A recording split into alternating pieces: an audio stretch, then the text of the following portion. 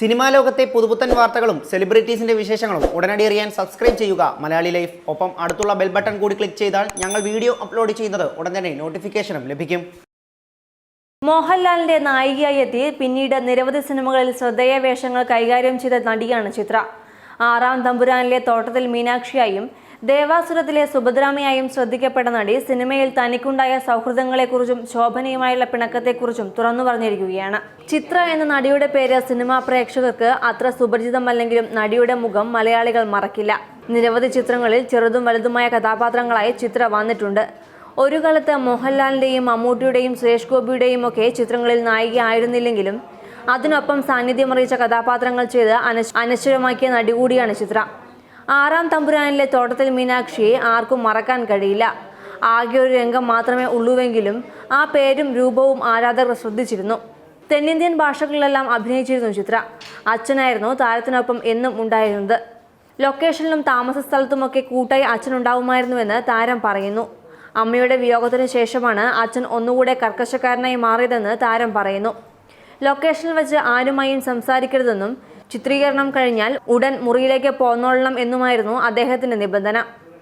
അച്ഛന്റെ നിയന്ത്രണങ്ങൾ പലപ്പോഴും തന്നെ ശ്വാസം മുട്ടിച്ചിരുന്നുവെന്നും താരം പറയുന്നു. അമ്മയില്ലാതെ 3 പെൺകുട്ടികളെ വളർത്തുന്നതിന്റെ ആദിയായിരിക്കാം അന്ന് അച്ഛനെ അലട്ടിയത്. സിനിമയിൽ പ്രവേശിച്ചതിനോട് അച്ഛൻ്റെയോ അമ്മയുടെയോ ബന്ധുക്കൾക്ക് താല്പര്യമുണ്ടായിരുന്നില്ല.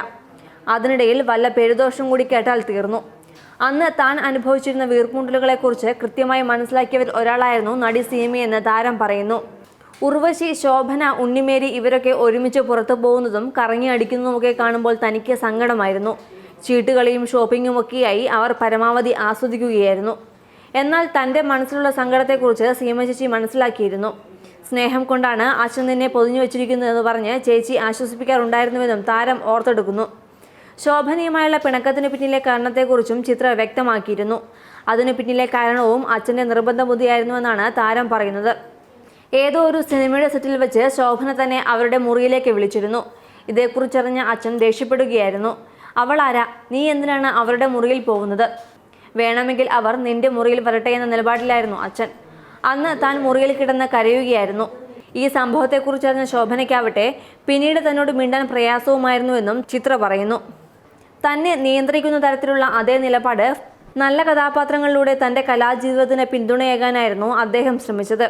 അമരത്തിൽ അഭിനയിച്ചതിനു ശേഷം ലഭിച്ച 1 ലക്ഷം രൂപയാണ് തൻ്റെ ജീവിതത്തിലെ ഏറ്റവും ഉയർന്ന പ്രതിഫലമെന്നും താരം പറയുന്നു. ശശികുമാറിന്റെ ആട്ടക്കലാശം എന്ന ചിത്രത്തിലൂടെ മോഹൻലാലിന്റെ നായികയായാണ് ചിത്ര സിനിമയുടെ അകത്തളത്തിലേക്ക് ചുവടുവയ്ക്കുന്നത്. പിന്നീട് അങ്ങോട്ട് അമരം, ദേവാസുരം, പാതയം, ഏകലവ്യൻ, പൊന്നുച്ചാമി, അദ്വൈതം, ആറാം തമ്പുരാൻ തുടങ്ങി സൂത്രധാരനിൽ വരെ വളരെ ശ്രദ്ധേയമായ വേഷങ്ങളിൽ പ്രേക്ഷകർക്ക് മുന്നിൽ ചിത്രയെത്തി.